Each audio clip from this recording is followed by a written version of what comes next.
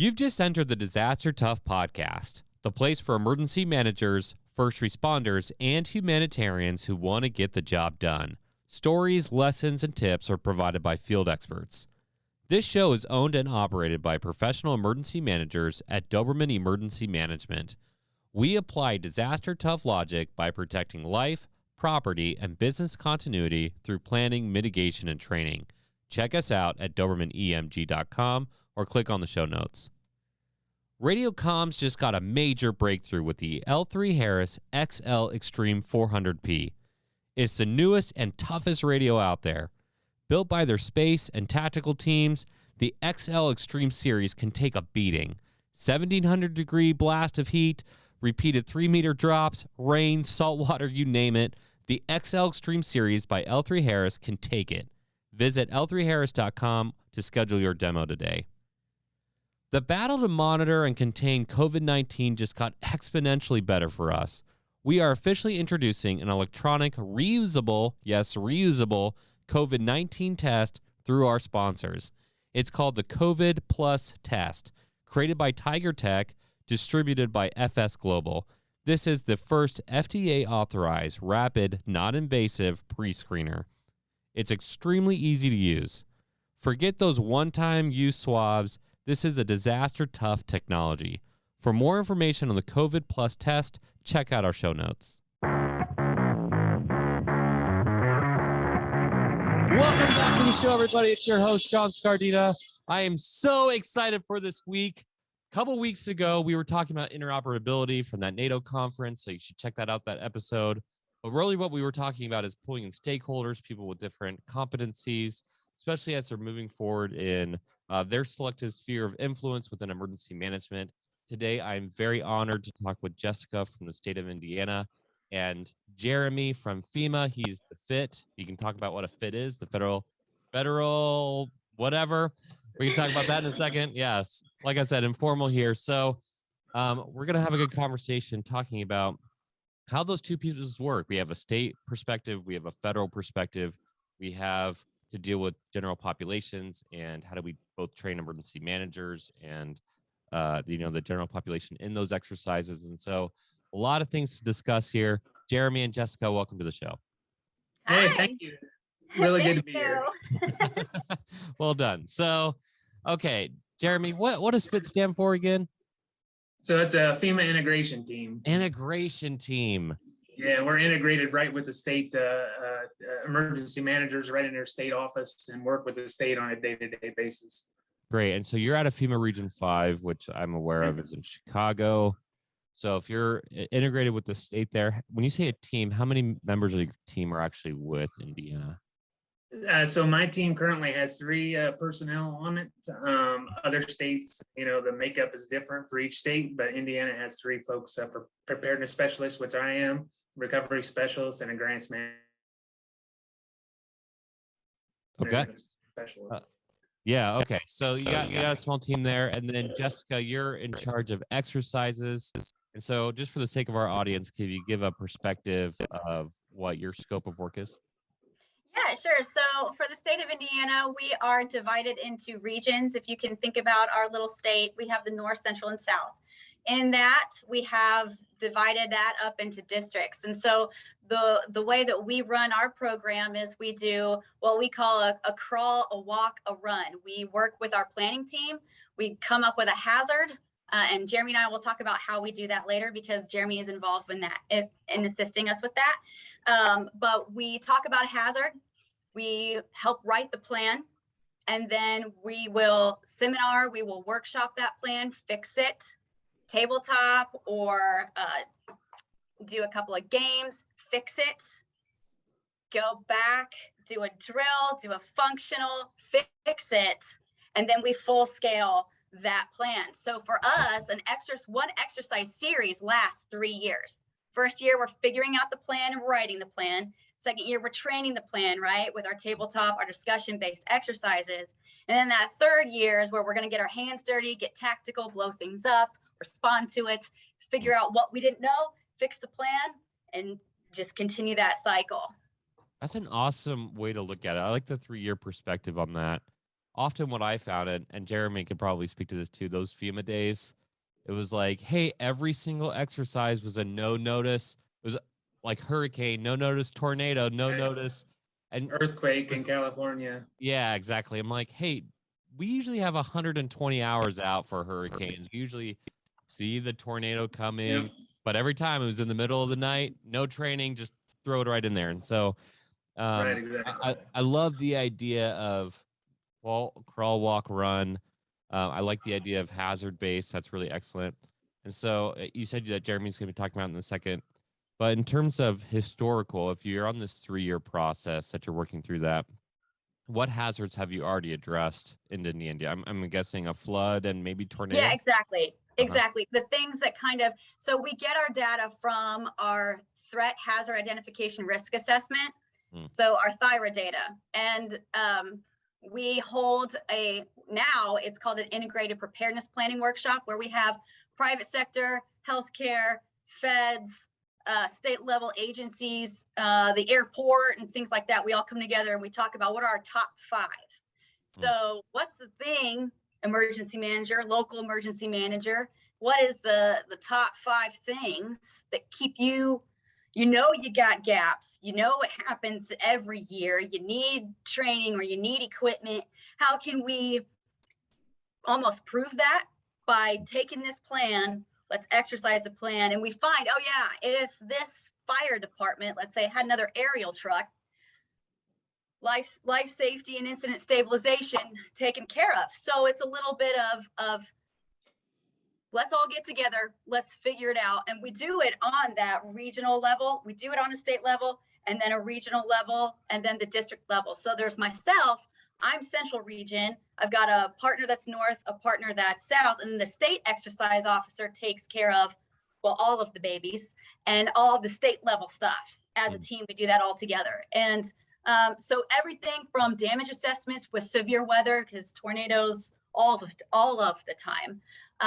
We've done a lot of that. We are currently working towards an communications outage, long-term power outage, and the cascading effects of that, which for this little exercise we're working on now, we're going to stand up a logistical staging area and figure out how all that works. When you talk about whole community approach, you're going to have volunteers that are running the thing. You're going to have EMs that are in the EOC, an IMAT team, maybe, or an IMT helping to do your daily ops, while there's an LSA staff going on, and then you have your commodity points of distribution. So all of the things, and cyber, oh my gosh, cyber. So we are doing workshops all over the state. We did them virtually through Microsoft Teams, and we're going to keep doing those. So that is sort of a side project. That was number 1 hazard on everyone's list, was cyber. Of course, then real world pandemic. And there's that part of it too. So a lot of those hazards are what we touch on. Yes. Yeah. So you hit so many different areas there. But as you like, everybody's listening to the show, probably has the same perspective here. Pandemic hits, you still have the cyber issues. Pandemic hits, you still have the flooding issues. And so how does the pandemic, what I would call now you have a constant dual threat scenario or a multi-threat scenario. Are you looking at that? I mean, you said you talked about a hazard before, but now, you're cascading events from a single issue now rolls into all these other issues. What does that look like in your exercise design? I will tell you that it has somewhat supported the idea of, we don't want to we have to find that area between we're pushing and it's not realistic, right? But holy cow, if 2020 didn't teach us that realistic is not one at a time.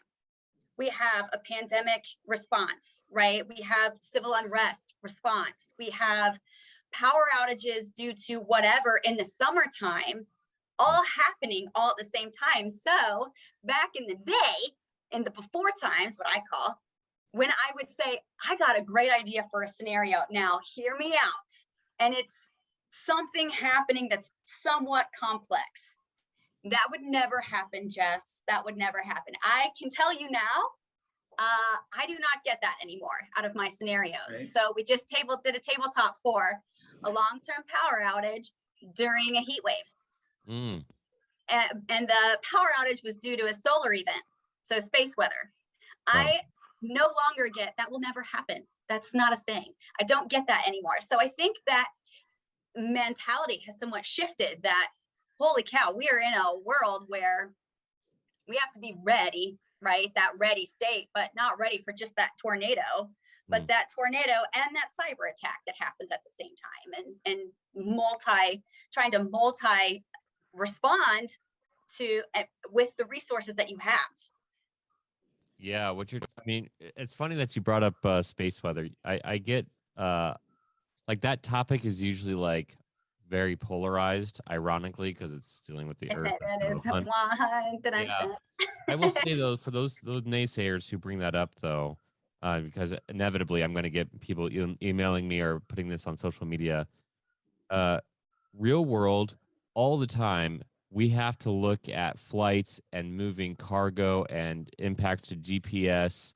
And weirdly enough, there's a group in DC, an agency that tracks space weather, and they have to inform people who own carrier pigeons, these like $100,000 carrier pigeons. Oh. Because when space weather happens, there's shift to the magnetic. Oh, okay. So oh my gosh. Yeah, so people get really angry. They're like, hey, where did my carrier pigeon go? And that might seem minor to some, but when you're talking about flights that fly over the pole, when you're talking about cargo ships that are automated and going across seas, and now all of a sudden they can't track it. They don't know where they are. That is exactly right. Yes, it is. So I agree. There are going to be naysayers, but I have to say there would not be a space weather center if it wasn't a thing, you know, and a scale of how bad it can be and what that means for communications in the world that we live in, where we've got phones that are little computers every day. And what, like you were saying, you know, what happens if that trucker that's bringing my commodities into my logistical staging area to help save the lives of my people is running on a GPS with no map, because who uses maps anymore? Yeah. And it hits and there's no, you know, that everything's lost. So yeah. So when you said long-term power outage, Jeremy, I'm going to get to you, I promise. This no worries. It's good stuff. Long-term power outage, are you talking about a week, 2 weeks? I mean, what does long-term mean to you? What in terms of your exercise? Is it a month? So it's funny that you ask, because that was actually a question that was given to me during the tabletop. And the way that I approach that is, we are very much disasters and situations begin and end locally. So a 2-week power outage could be nothing for my central Indiana folks because they've got the resources, but a 2-week power outage down south or up north in those real rural areas could be a big freaking deal. So in the scope of the space weather, it was months where things were gonna be bad for months.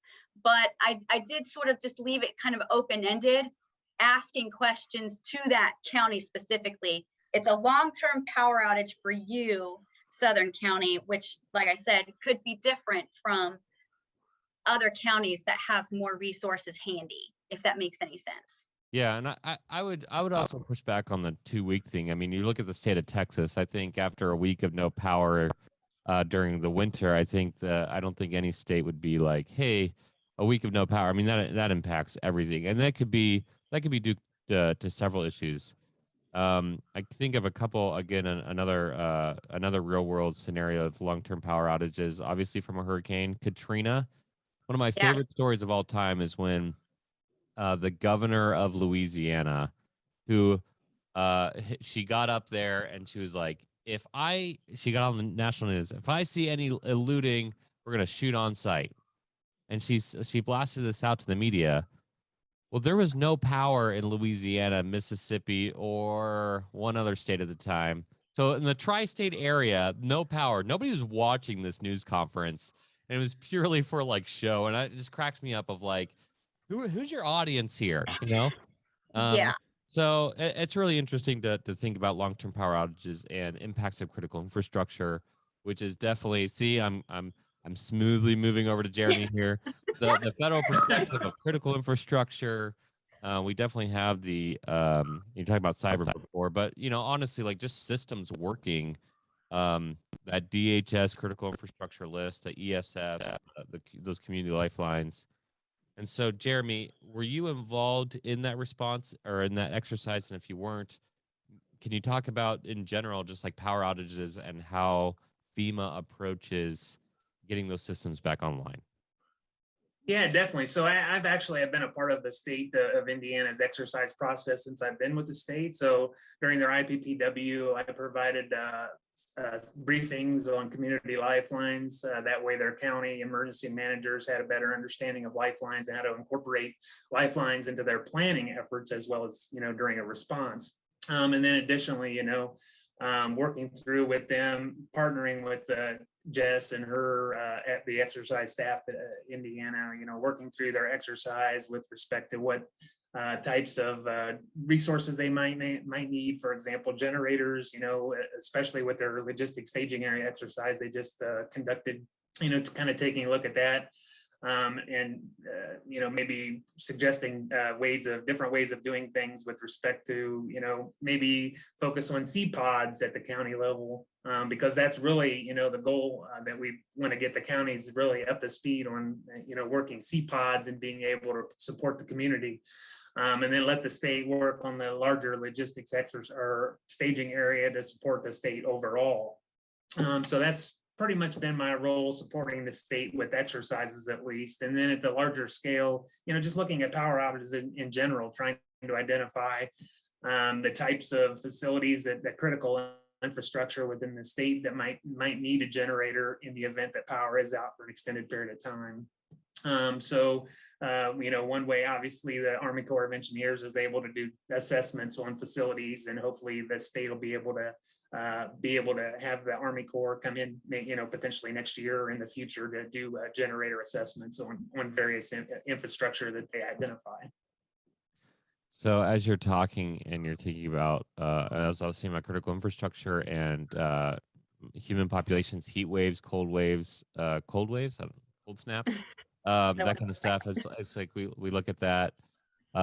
Me being from Ohio, so this is putting on my Midwest hat here for a second.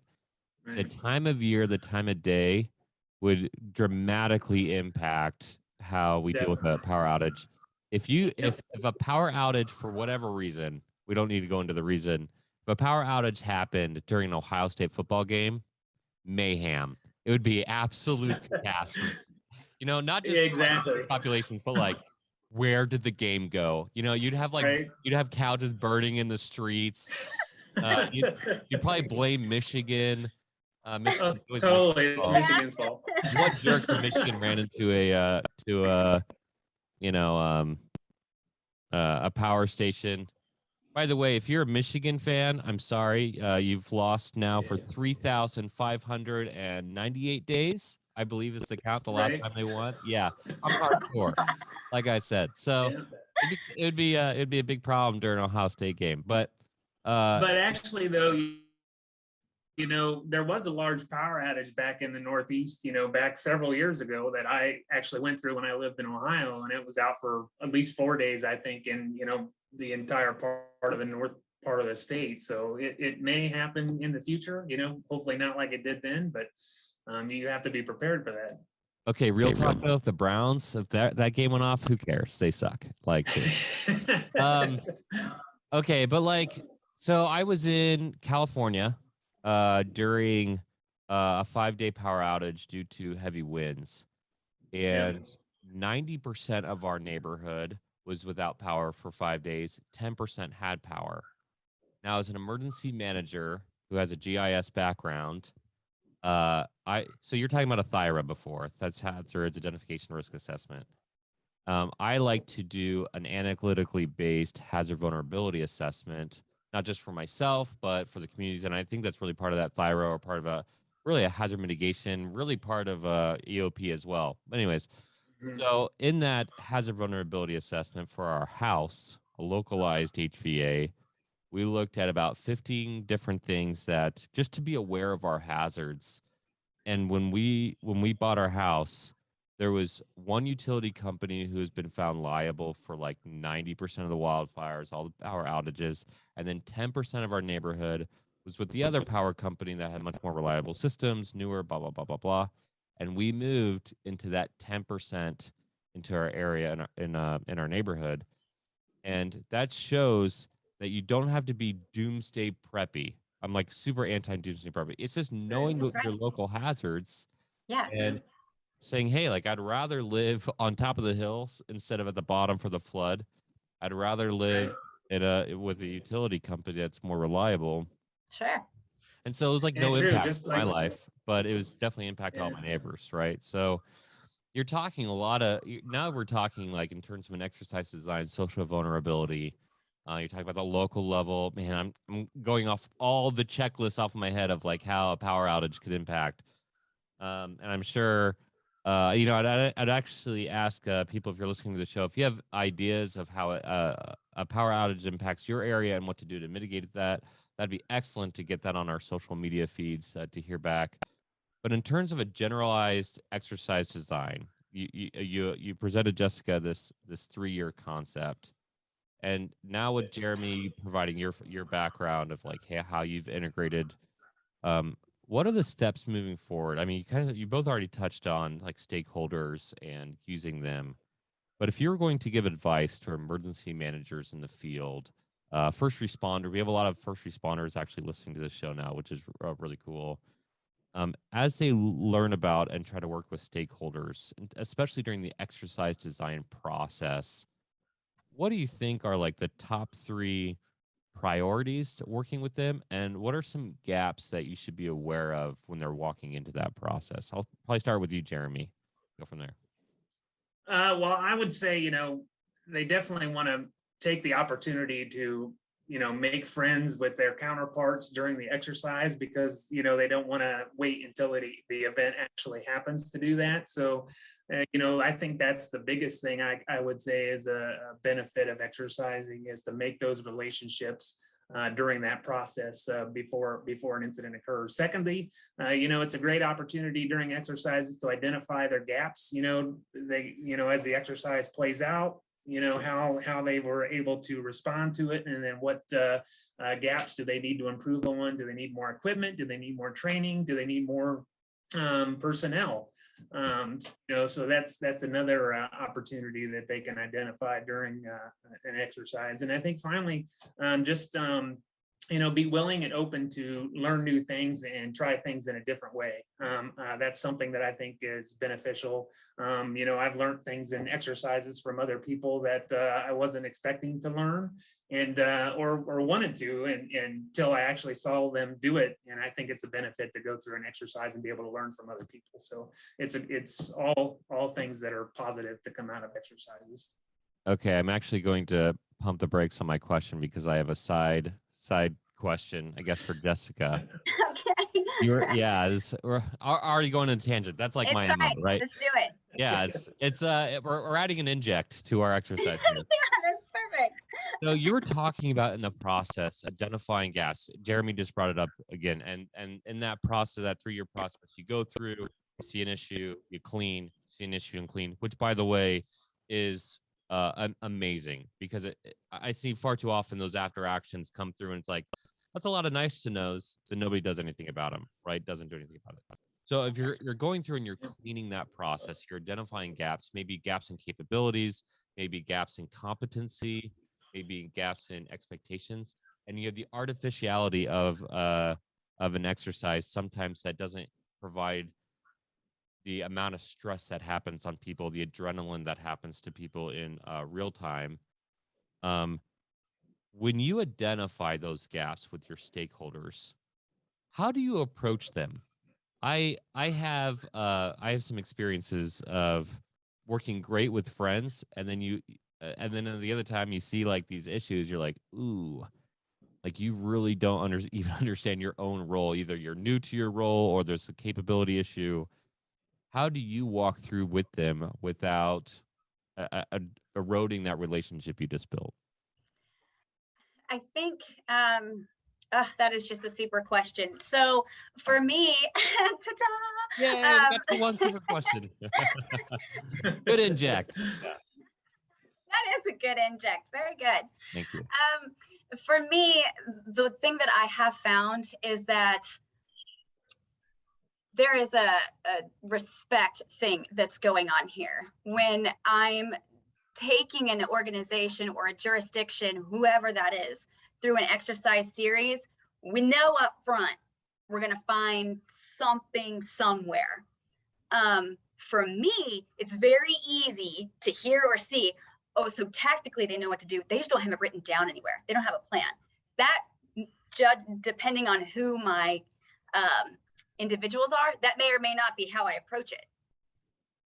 It could be me saying, you guys got this civil unrest thing. You know what to do. It's clear, because if I ask you at a tabletop tactical operational questions, there's no hesitation. You tell me boom, boom, boom, boom, and we do this, and I call him, and I do all of the things. But then when I ask you questions that revolve around the planning piece, what does your plan say about this? But if I ask the same question of, well, what happens if this happens? And there's an answer here, but not here, then I know, and that's how I can say, we need to work on your plan, and let me help you with that.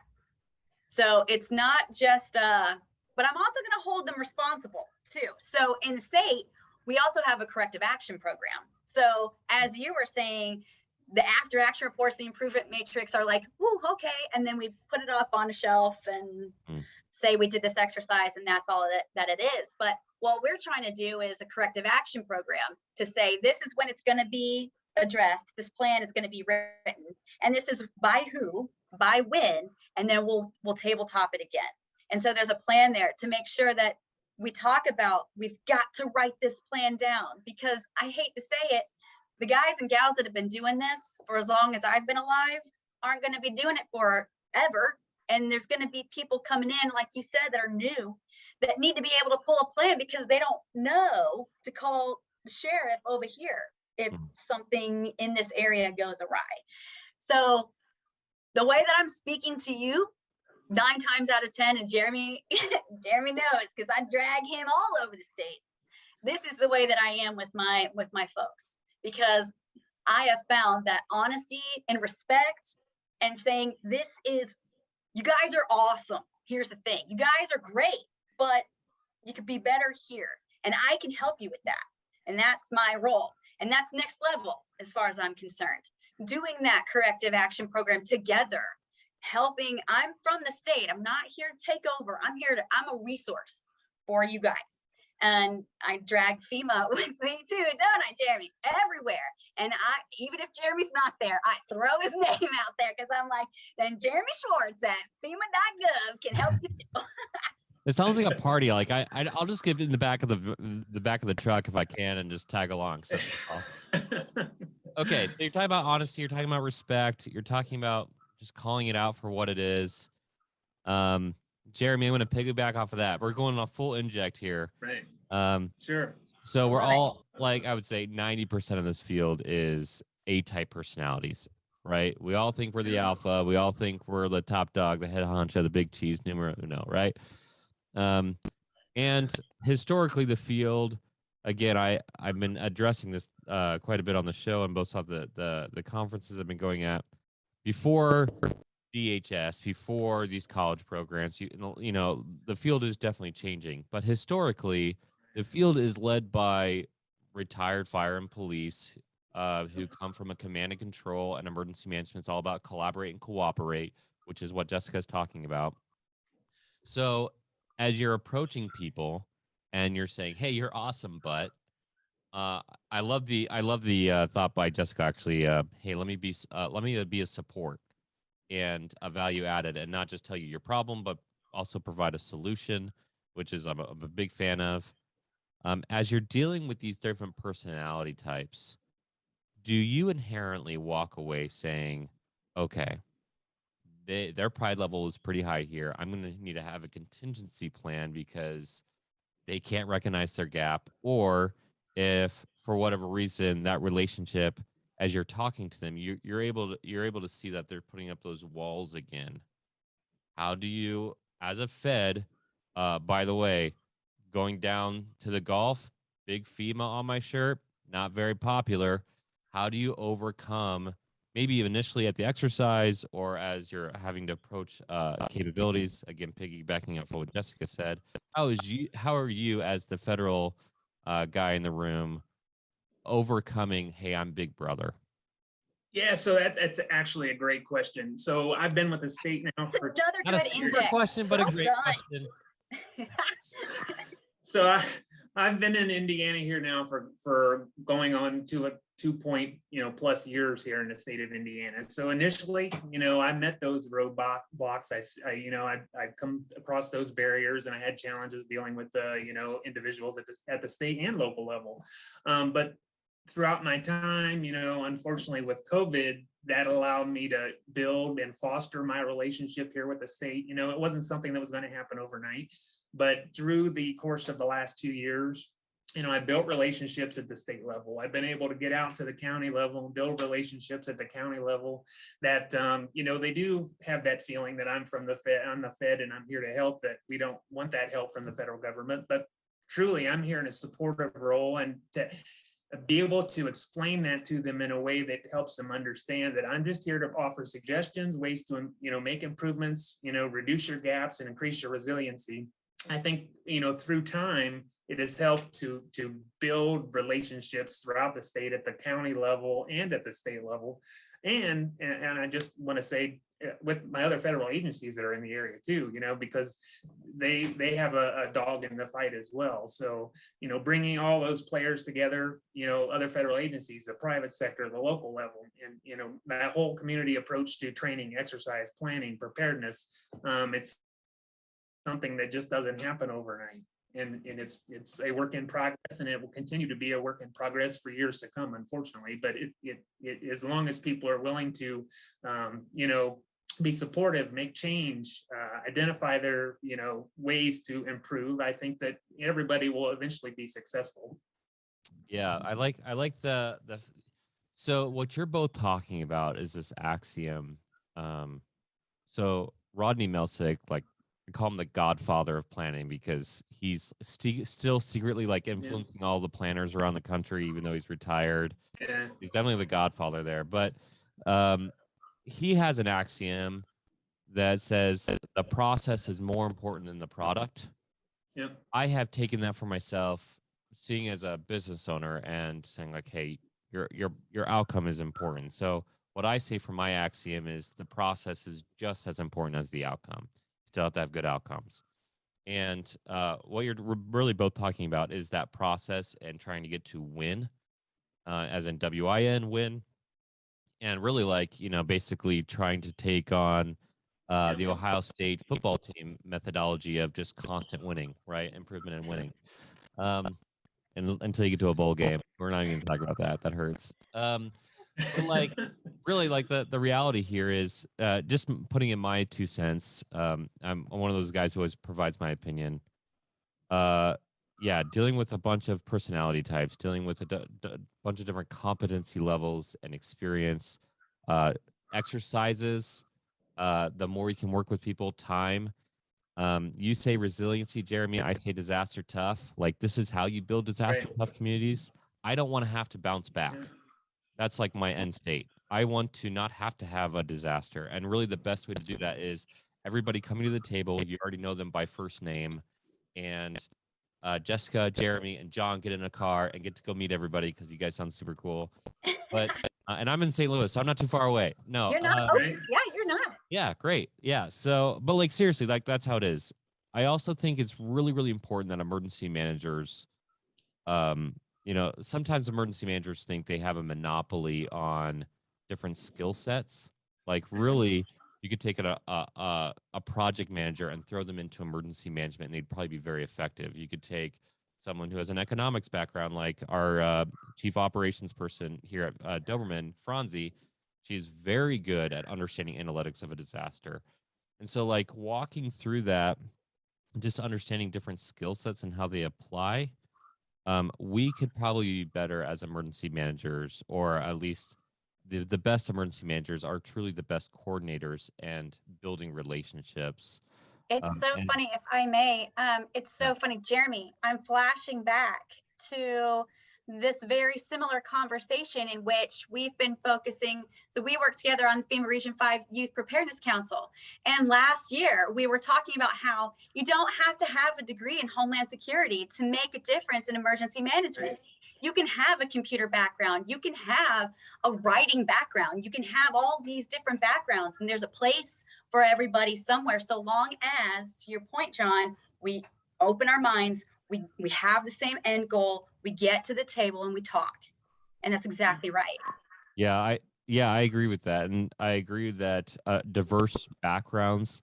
I'm not a person who usually brings up diversity, because I think the more you focus on that, the more divisive it actually becomes, just by looking at like the social vulnerability index. And there's a really good book called Social Vulnerability that talks about that.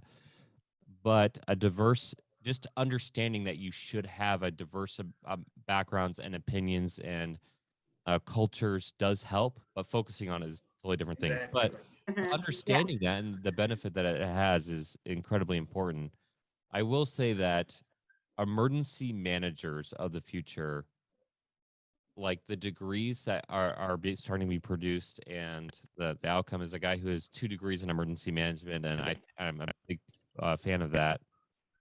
I think emergency management, in terms of an academic perspective, has to deal with the stress of making big decisions from afar. And it's very different than your first responder and you're pulling people directly out of the mud. You have to be able to see a dot on the map and say that's a person.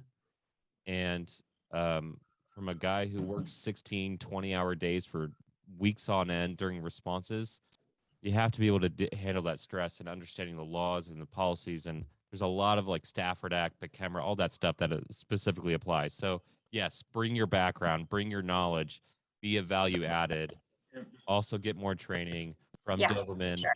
from the state. I'm just 100%. kidding. But like, yeah, like 100%. good calls out. Good call out.